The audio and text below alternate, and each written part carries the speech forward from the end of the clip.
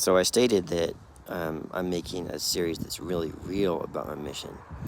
And so in order to do so, I'm going to be honest and say that there are times when I was extremely depressed on my mission.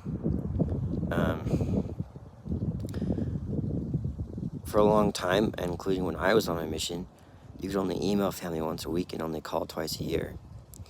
That's definitely something that I felt like could be updated, and it was, but much later after I started my mission.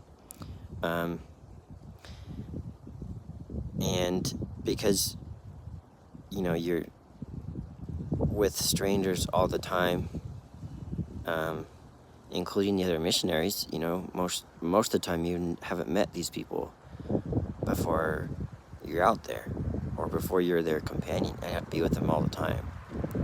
That's really hard. It is really hard to be with someone 24/7 that might be very different from you and might have different goals on their mission than you do. You might feel strongly about being a missionary and teaching others things that have made you happy and brought you peace, but they may not. They might be there for other reasons, unfortunately, even if they're not the right reasons. So, or they're just still figuring it out. Regardless, that can be a really hard thing. And if you're already a little bit prone to having mental health issues, that can be really tricky.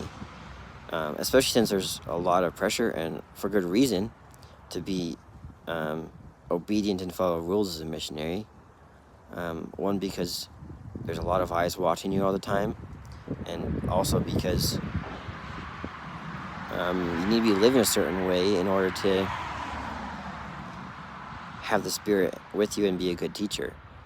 But sometimes when you're just trying to get along with your companion, there can be a really hard balance there, trying to do the right thing all the time and get along with your companion if they don't feel the same way about things that you do. So that was something that was very difficult for me on my mission and caused me to have depression early on and a lot of anxiety throughout.